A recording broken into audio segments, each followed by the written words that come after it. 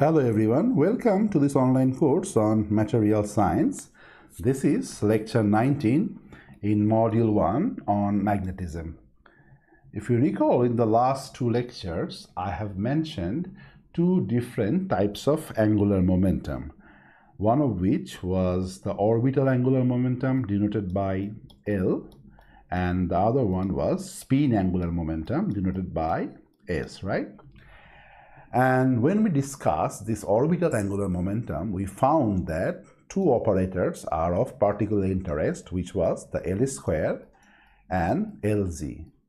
And these two operators commute with each other, and this results in a common eigenstate for these two operators, right? And we denote the eigenstate by some ket labeled by these two quantum numbers, right? L and ml.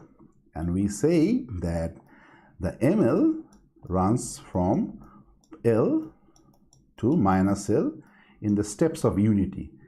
So the increment is unity every time. So it means we have twice L plus 1 different values of ml in this range, right? And then we mention that how these two operators really operate on these eigenstates, right? So the Lz operator when operates on LML state, right, that's the ket state, it will so this will give you the quantum number ml, right? So ml times the h bar times the state itself, right? And when the L squared operator operates on the same eigenket, it will produce L times L plus 1 h square and then LML, right? So for this operator, the eigen value is ml times h, and for there should be a square here. The L squared operator, the eigenstate should be L plus 1 h square, right? So these are the eigenvalues, and this is the eigenket of these two operators.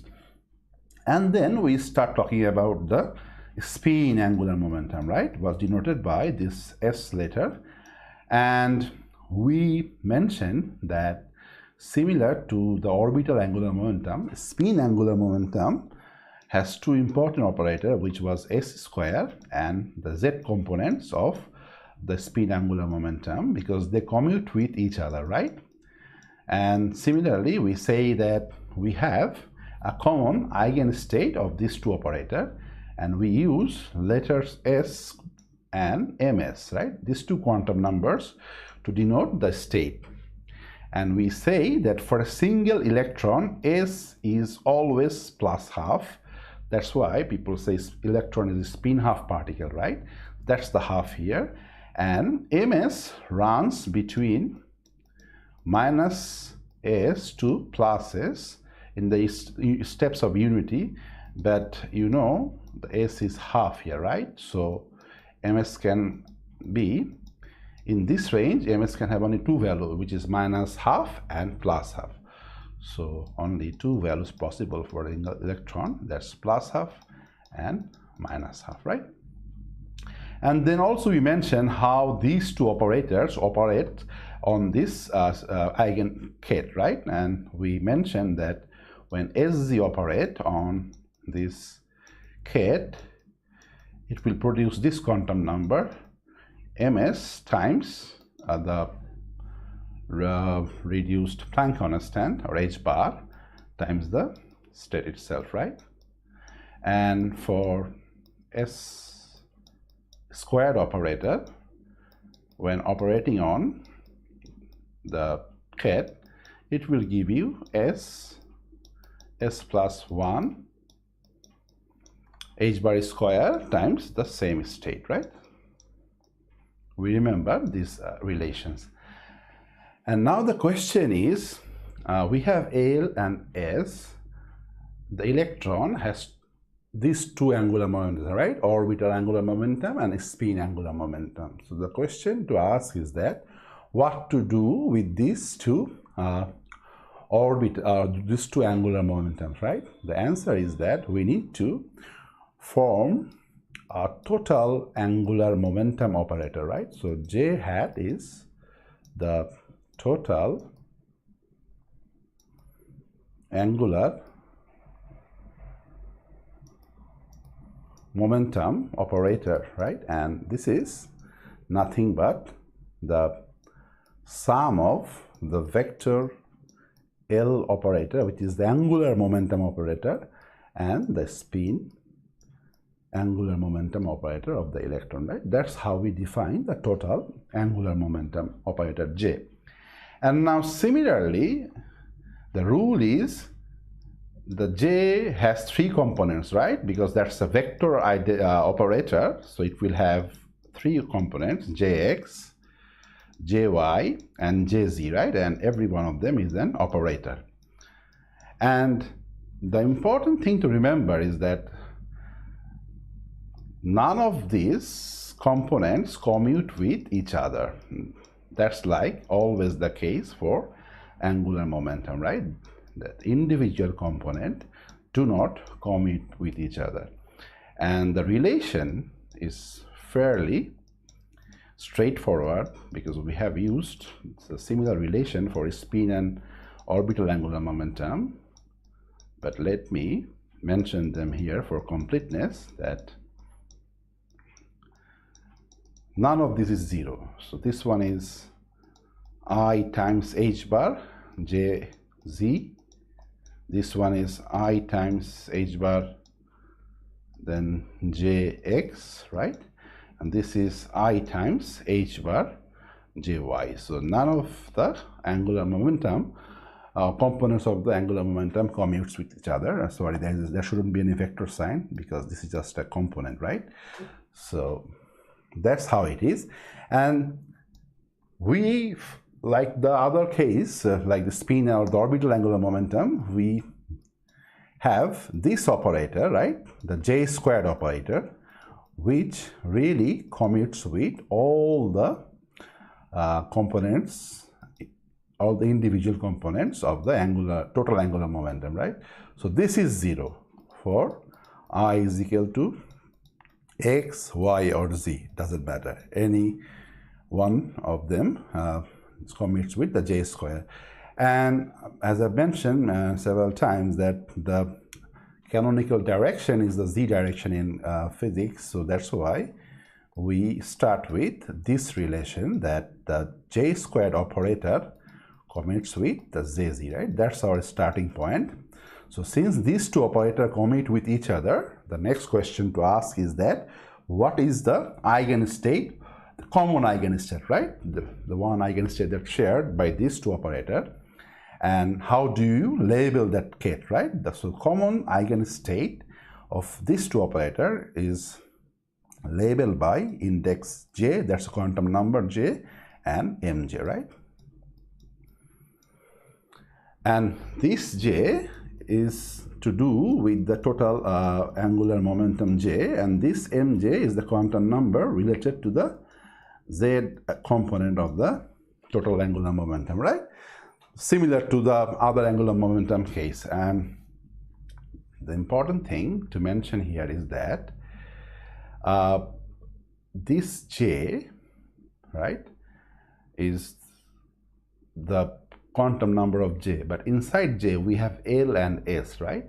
Similarly, in jz, inside this jz we have Lz and Sz, right? So here we have L plus S, right? So those are the components inside J and Z. Now the question is, for L, we know the quantum numbers, right? So remember, for the orbital angular momentum, our quantum number was L and ml, right? And for the spin angular momentum, our quantum number was S and ms, right? Now the question is how these quantum numbers are related, right? So we have jmj, lml, and sms, how they are related, right? Because we are forming the j by adding up these two angular momentum, right? So there is a rule of adding quantum mechanical operator. So this is something that is taught in a standard quantum mechanics course. But here I will just give you the rules and take them as some rules and then use it to perform the calculation. So the idea is the angular momentum addition rules dictates that when you add L and S, what happens is that the J will have two values, right? Now, this is the rule. One is L plus S, that's the one, and the other one is L minus S. This is very important thing to remember. There are two values for J. So the idea is that if you know L and S, you will know the two values possible for the J quantum number, and J is related with the total angular momentum, total angular momentum operator, right? And now the question is then what about this quantum number Mj? For Mj, we have Ml plus Ms.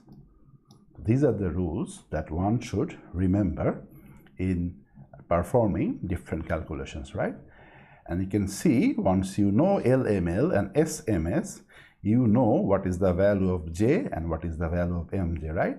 And you can put the labels, replace the labels by corresponding numbers. And I will give some example by setting up some numbers for this. But before that, let me mention that how do we know that what's the action of these two operators on this eigenkette, right? That's always the case. Once you have the operators and the state, you always ask the question that now tell me how this operator will act on the state, right? So let me mention these two here.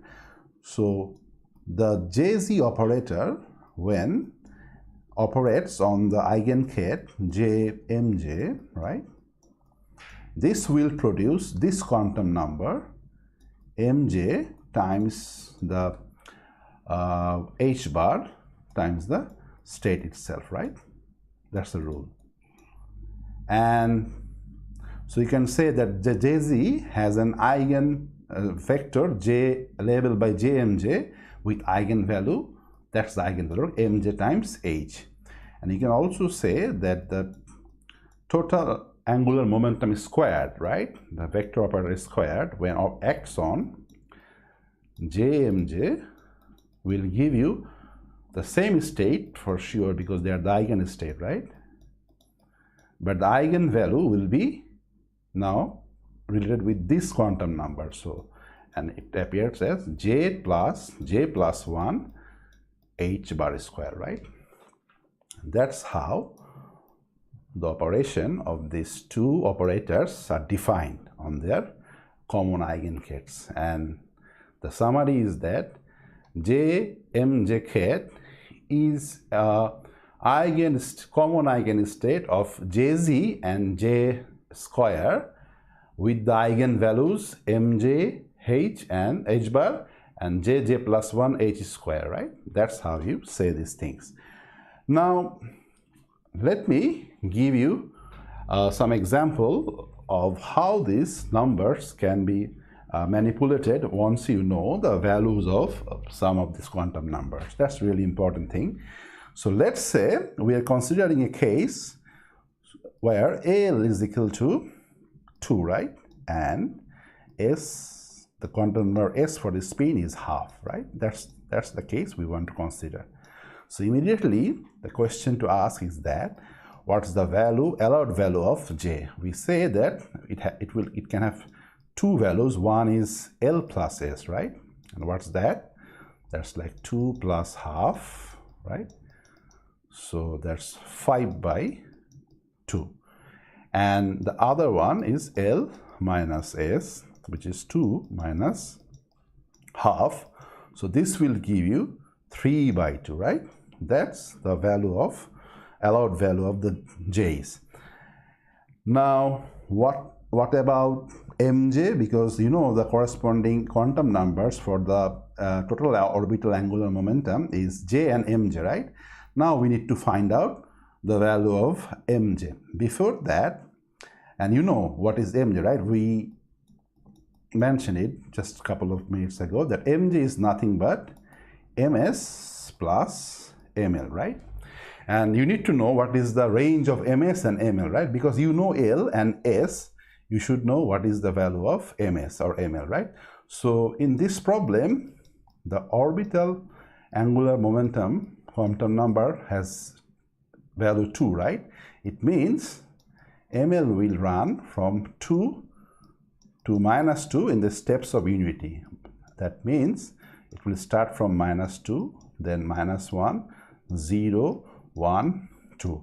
So those are the allowed values of ml, right?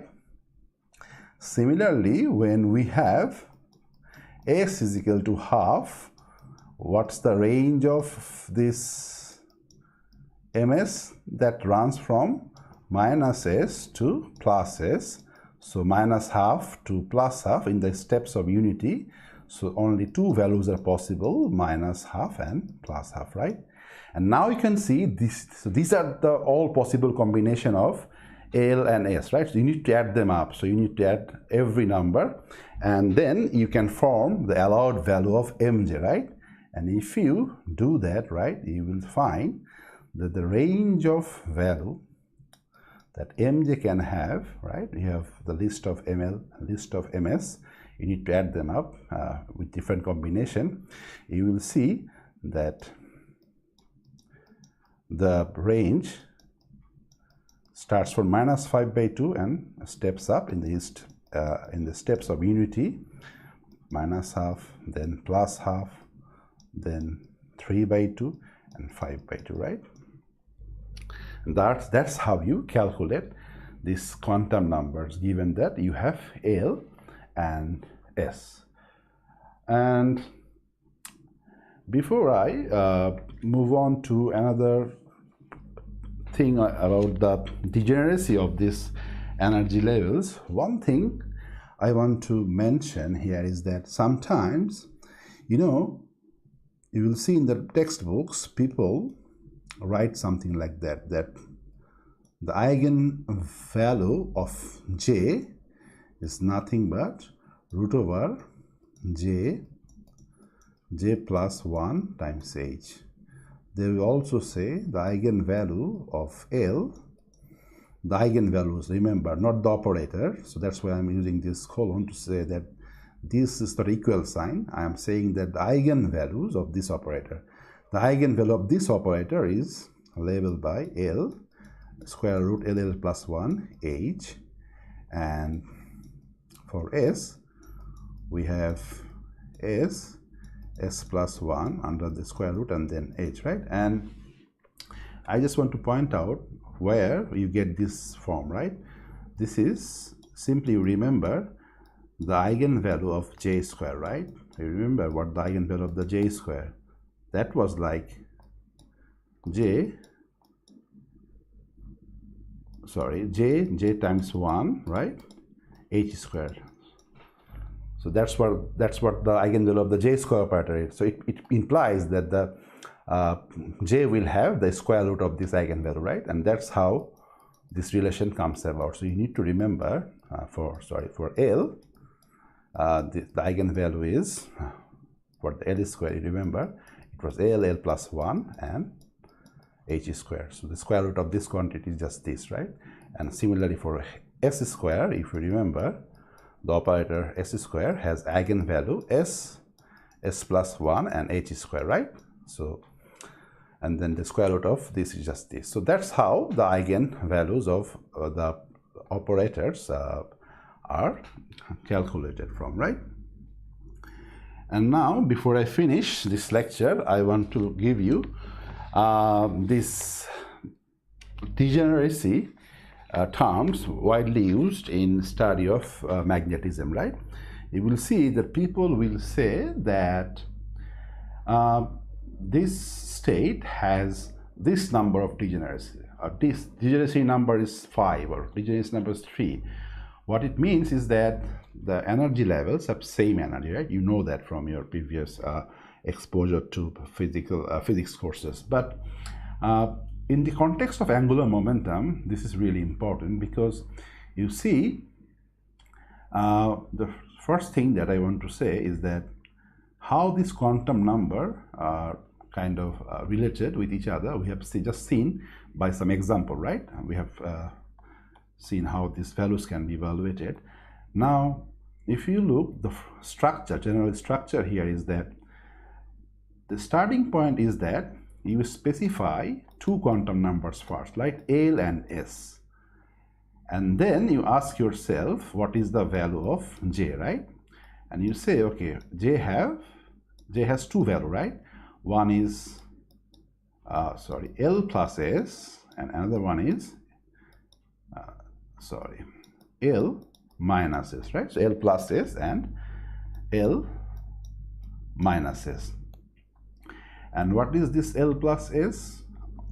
Now the question is, when J is L plus S, do you remember what will be the range of MJ? What will be the number of MJ? We have twice J plus one number of value, right, in that range. What I mean by that, actually, MJ lies in the range of minus J to plus J, right? So in the steps of unity, so MJ has twice J plus 1 values, right? So if the J is L plus 1, then what is the, how many MJ we have? That's like twice J. J means L plus S, right? Plus 1, right? And we know what is the value of this S. S is always half. So from that we know 2L plus half plus 1, right? That's the number of MJs for a given J, and J is L plus S, right? And then this nothing but, you can see, twice L plus 2, right? That's how many MJs we have, and each different MJ defines one state, right? Now, when J is L minus S, then how many MJ we have? The answer is twice J plus 1, right? And J here is L minus S. So 2L minus S plus 1. And S is always half, right? So if you do that, you see that's like just, so 2L minus half plus 1, right? So that's just 2L. Right?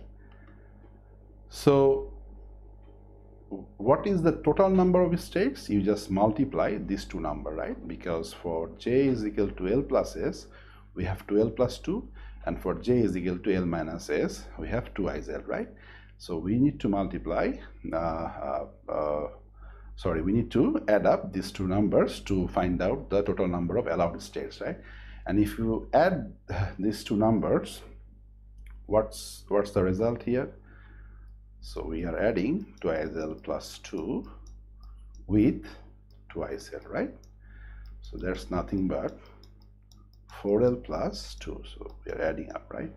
4L plus 2, and the 4L plus 2 can be written as 2L plus 1, right? That there is a reason why I'm writing in this form, because this 2 can be written as 2S plus 1, right? Because S is half, 2S plus 1 is 2. So instead of 2, I'm writing 2S plus 1, and for the rest, I'm writing 2S plus 1. So you see, the thing is that J is the total angular momentum, right? And for a specific values of J, the number of states is nothing but as though, so this is the spin part, right? And this is the orbital part. The 2S plus 1, that's the number of levels for the MS, right? If you remember. And that's the values of allowed ML, right? In that range. So it is as though you are just multiplying out these two numbers, right? That makes sense, because in the end, we are just forming the J by adding up the L and the S, right? Because J is L plus L. So that's how you count the number of degeneracy in this level for single J. I hope this will give you some clear idea, and do some practice when you have some time to make sure you understand how these numbers comes about, and then you will be more confident using this expression, right? So that's the level of degeneracy.